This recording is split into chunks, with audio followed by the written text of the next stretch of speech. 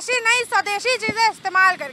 जी हाँ, आपने बिल्कुल सही सुना। प्रधानमंत्री नरेंद्र मोदी गुजरात के 2 दिवसीय दौरे पर था और दौरे के आखिरी दिन प्रधानमंत्री नरेंद्र मोदी ने जनता से एक बड़ी अपील कर डाली। प्रधानमंत्री नरेंद्र मोदी ने कहा कि अब भारत में विदेशी नहीं स्वदेशी चीजें अपनाई जाएं, यानी स्वदेशी चीजों इस्तेमाल करी जाए। भारत ने ऑपरेशन सिंदूर जिस तरीके से चल रहा था उसको मजबूती से आगे बढ़ाने के लिए अब ऑपरेशन जनबल यानी कि अब जनता को भी ऑपरेशन सिंदूर का साथ बनने के लिए कहा गया। हम आपको बता दें, प्रधानमंत्री नरेंद्र मोदी ने कहा कि विदेशी नहीं स्वदेशी चीजें अपनाएं और आप घर में किन किन चीजें स्वदेशी इस्तेमाल करते हैं उनकी एक सूची बनाएं और उन चीज़ों का बहिष्कार करें। प्रधानमंत्री ने एक खुले मंच पर पहली बार ये सारी तमाम बड़ी बातें कही। उन्होंने कहा दुर्भाग्यपूर्ण अब गणेश जी भी छोटी आंखों वाले आने लगे, पता ही नहीं चलता आंखें बंद है या नहीं। हालांकि इससे पहले भी चीनी चीज़ों और विदेशी चीज़ों का समय समय पर अगर हम बात करें समय समय पर बहिष्कार होता है, वो भी सोशल मीडिया पे, मगर सोशल मीडिया से हटकर अब बहिष्कार असल ज़िंदगी में अपनाना होगा आपको। मैं आपको बता दें, विदेशी चीज़ें आज के जनरेशन बहुत ज़्यादा इस्तेमाल करती, फ़ोन से लेके फूड तक के, फैशन से लेकर फुटवेयर तक के सारी चीज़ें विदेशी इस्तेमाल करती। क्या भारत की जनता यानी कि 140 करोड़ की जनता प्रधानमंत्री नरेंद्र मोदी की बात मानेगी या नहीं? क्या इस तरीके के जिस तरीके से ऑपरेशन जनबल को आगे बढ़ावा और ऑपरेशन सिंदूर को समस्त प्रधानमंत्री नरेंद्र मोदी की इस बात को जनतावासी कितनी जोर शोर से अपनाते और कितनी चीज़ों का भारत में अब बहिष्कार होगा, देखना ये होगा। कैमरा पर्सन अमित के साथ मैं उंजला, लखनऊ। एक बार कोरोना वायरस ने अपना पैर पसार लिया है। लोगों को अंदर जो है पहले जो चलता था 100 गज की दूरी और मास्क है जरूरी, कहीं ना कहीं लोगों को फिर से वो अपनाना पड़ेगा। और बात करें वही दिल्ली में, तो दिल्ली के भारतीय जनता पार्टी की जो सरकार है, रेखा गुप्ता दिल्ली की जो सीएम है, उनका भी बयान आया था जो संक्रमण को देखते हुए सरकार के संरक्षा में है, ये घबराने की कोई बात नहीं है। और बात करें जितना भी हॉस्पिटल है सब में तमाम व्यवस्था कर दिया गया है और सरकार के निरीक्षण में है, ये किसी को कोई घबराने की बात नहीं है। और वही बात करें 24 से अधिक जो कोरोना संक्रमण है वो जो कोरोना को मात भी दिए हैं। और वही नोएडा के तमाम जगह, वही अमेरिका का बात करें तो हर हफ्ता हर दिन कोरोना के 200-300 मरीज सामने आते हैं। लेकिन वही हमारे दिल्ली सरकार की बात करें तो रेखा गुप्ता का बयान में यही था, जो घबराने की कोई बात नहीं है, डरने की कोई बात नहीं है, जो भी है सरकार के निरीक्षण में है, तमाम व्यवस्था की है, कोई भी ना घबराएं। मैं इस वक्त मौजूद हूँ भारत नेपाल के सोनौली सीमा पर, जहाँ कोविड के बढ़ते संक्रमण को देखते हुए नेपाल से भारत में प्रवेश करने वाले हर एक नागरिकों की थर्मल स्क्रीनिंग की जा रही है।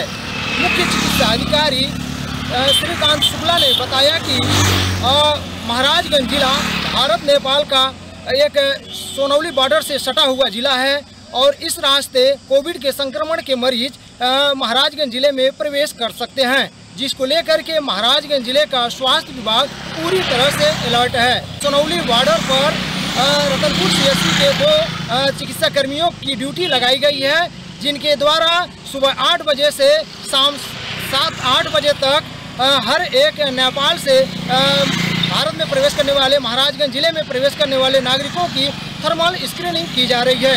किसी भी प्रकार का लक्षण, सर्दी खांसी बुखार से संबंधित मरीज मिलने पर उन्हें दवाएं निःशुल्क उपलब्ध कराई जा रही है। यहाँ तक कि मास्क और सैनिटाइजर की पूरी तरह से व्यवस्था किया गया है। हालांकि अभी भी यहाँ कोई संक्रमण या कोविड से संबंधित कोई मरीज नहीं मिला है, लेकिन एहतियात के तौर पर महाराजगंज जिले का स्वास्थ्य विभाग पूरी तरह से अलर्ट है। महाराजगंज से कैमरा पर्सन इमरान के साथ मैं अर्जुन कुमार मौर्य, श्री न्यूज। बसपा सुप्रीमो मायावती ने छोड़ा अपना दिल्ली का सरकारी बंगला। आपको हम बता दें कि बसपा सुप्रीमो मायावती और उत्तर प्रदेश के पूर्व मुख्यमंत्री ने अपना दिल्ली का सरकारी बंगला छोड़ दिया है। उन्हें यह जो बंगला था वो बीते वर्ष आवंटित किया गया था। उनका जो यह बंगला था वो लोधी 35 स्थित ए स्टेट में स्थित था। वहीं उन्होंने अब अपना बंगला 20 मई को खाली कर जो चाबियां थी वो CPWD को सौंप दी हैं और अपने निजी आवास सरदार पटेल मार्ग स्थित में वो शिफ्ट हो गई हैं। सूत्रों के हवाले से कहा जा रहा है कि सुरक्षा के कारणों से उन्होंने ये अपना बंगला खाली किया है, लेकिन अभी बसपा की तरफ से कोई भी पुष्टि नहीं की गई है। मैं प्रज्ञा पांडे, कैमरामैन अमित के साथ, श्री न्यूज, लखनऊ। लोगों के लिए सबसे पवित्र त्यौहार छठ पूजा होता है, जिसको देखते हुए दिल्ली की सरकार ने, रेखा गुप्ता की सरकार ने बहुत महत्वपूर्ण फैसला लेते हुए कहा है कि हम यमुना को युद्ध स्तर पर साफ करने की योजना बना रहे हैं और कर भी रहे हैं, जो ज़मीनी स्तर पर दिख भी रहा है लोगों को और जाके देख भी रहे हैं। क्योंकि बात की जाए हटनी कुंड बैराज हो, यमुना का बैराज हो, तकरीबन हर तरह से युद्ध स्तर पे काम किया जा रहा है और यमुना का जो झाग है उसको कहीं ना कहीं ख़त्म किया जा रहा है। अब कुछ दिन पहले ही अमित शाह जी की एक बैठक हुई थी जिसमें उनकी तरफ से कहा गया था कि यमुना हमारी माँ है। उनके तहत ये भी कहना था कि हम यमुना को बहुत जल्द युद्ध स्तर पे ख़त्म करने की कोशिश करेंगे, जो वहाँ पे झाग आ जाता है। उत्तर प्रदेश के बलरामपुर जिले में जमीनी मामलों को लेकर एक ऐसी घटना घटित हुई कि आपके नीचे से वो जमीन को टाल देगी। बताया जाता है कि देवीपाटन मंडल के लिए बलरामपुर में मां पाटेश्वरी देवी राज्य विश्वविद्यालय का निर्माण चल रहा है। उसके बगल में एक 22 बीघे का प्लॉट था जिसके मालिक इंद्रजीत सिंह हुआ करते थे। उनकी मौत हो जाती है। उसके बाद एक महिला सामने आती है, कूट रचित दस्तावेजों के जरिए वो तमाम कागजातों को तैयार करवाती है और उस ज़मीन को बेचने के फराक में लग जाती है। इसी बीच उनके परिजनों के द्वारा एक तहरीर पुलिस अधीक्षक को प्राप्त होती है। पुलिस अधीक्षक इस मामले की तहकीकात करते हैं और तब ये मामला जाकर खुलता है कि ये पूरा मामला फ्रॉड हुआ था। इस मामले में न केवल फर्जी तौर पर आधार कार्ड बनवाया गया, बल्कि फर्जी तौर पर महिला को सिंह साहब की विधवा के रूप में प्रस्तुत भी किया गया। इसके साथ ही उन तमाम चीज़ों को इस घटना के रूप में संलिप्त किया गया जिसके ज़रिए ये पूरा मामला बहुत रियल लग सके। लेकिन अब वो महिला पुलिस के हत्थे चढ़ चुकी है और पुलिस ने उसे जेल भेज दिया है। एक प्रेस कॉन्फ्रेंस में अपर पुलिस अधीक्षक ने बताया है कि महिला को जेल भेजा जा रहा है, मामले की विवेचना की जा रही है और अन्य चीज़ें प्रगति पर हैं। अब देखना होगा कि इस मामले की तहकीकात में और क्या क्या खुल कर आता है। बलरामपुर से मैं योगेंद्र विश्वनाथ त्रिपाठी, श्री न्यूज़ के लिए।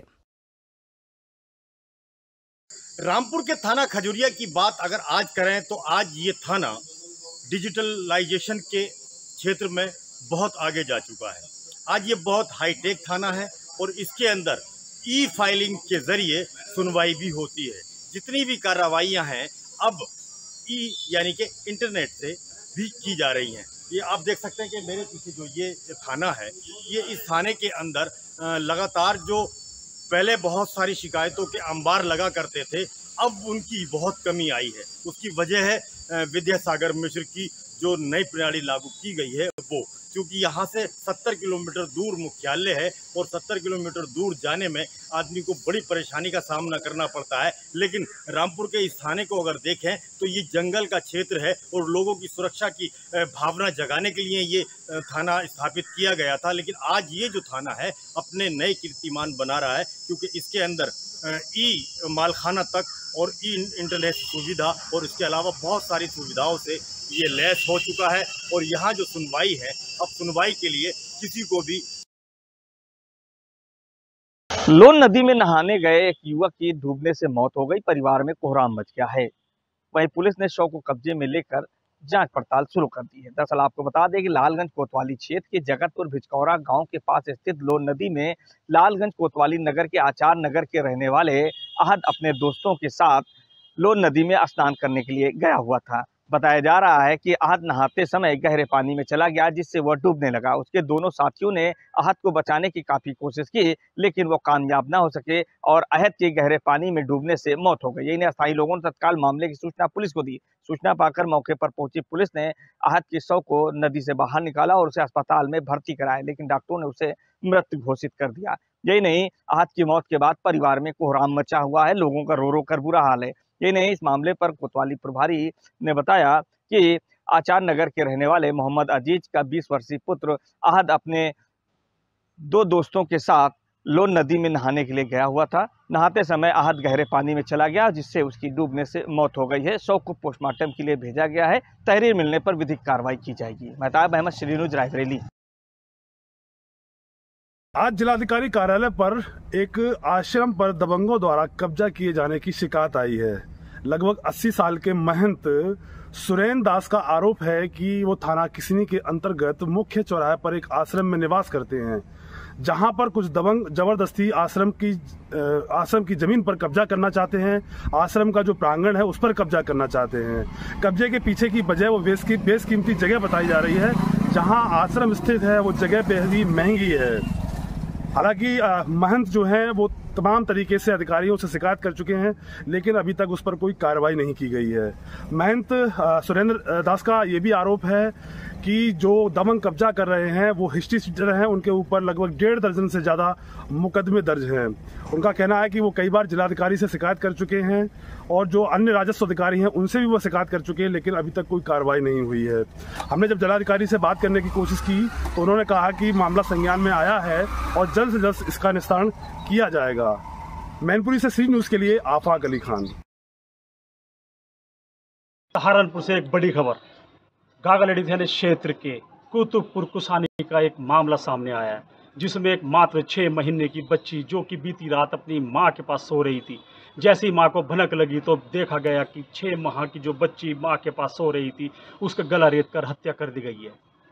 परिजनों द्वारा पुलिस को सूचना दी गई और मौके पर पहुंची पुलिस ने बच्ची का पोस्टमार्टम कराया, जिसमें जांच में जुटी है पुलिस। विनोद कश्यप, श्री न्यूज, सहारनपुर। जनपद रामपुर के अंदर मनरेगा में हुए बड़े घोटाले को लेकर अधिकारी चेत गए हैं। उन्होंने एक जांच कमेटी बनाने के बाद मनरेगा के अंदर घोटालों को निकाला और निकालने के बाद जब उसके अंदर देखा तो बड़े चौंकाने वाले मामले सामने आए हैं। उसमें जो लेबर दिखाई गई वो दूसरे गांव की दिखा दी और दूसरे गांव की लेबर इस गांव में दिखाकर काम कराया दूसरे गांव की लेबर से और इस गांव से पेमेंट निकाल लिया गया। जब ये पूरा घोटाला उजागर हुआ तो कमिश्नर अंजन कुमार सिंह ने इसमें जांच बैठाने के बाद कार्रवाई के निर्देश दिए। अब इसमें बड़ी कार्रवाई हो रही है और सभी ब्लॉकों को निर्देश दिए गए हैं कि जिन गांवों में इस तरह के घपले और इस तरह की चीज़ें आई हैं वहाँ उन पैसे की रिकवरी कराई जाएगी जिस पैसे को गबन किया गया, जो भ्रष्टाचार के जरिए पैसे को निकाला गया। लेकिन जिस तरह से ये कार्रवाई हो रही है ये बताती है कि ये 2 लोग दोषी थे और इन्होंने भ्रष्टाचार किया था। मनरेगा जैसे योजना को भी पलीता लगाने के बाद भ्रष्टाचार चरम पर पहुंच गया था, जिसको रोकने के लिए अधिकारियों ने कार्रवाई की है। अब देखना यही होगा कि इसमें अधिकारी पूरी तरह से कार्रवाई कर पाते हैं या फिर रिकवरी कराने के बाद इस मामले को यहीं छोड़ दिया जाता है। श्री न्यूज़ के लिए फहीम खान, रामपुर। मदेगंज इलाके में आज बदमाश और पुलिस के बीच मुठभेड़ हुई। पुलिस की जवाबी कार्रवाई में बदमाश कमल पूरी तरीके से घायल हो गया, उसके पैर में गोली लगी। पुलिस ने आरोपी को ट्रामा सेंटर में भर्ती कराया है। 27 तारीख की रात को दुष्कर्म के मामले में पुलिस ने बदमाश के खिलाफ FIR दर्ज की है। पुलिस मामले की गंभीरता से जांच कर रही है और अन्य पहलुओं की भी तलाश करेगी। लखनऊ से श्री न्यूज़ के लिए आशुतोष।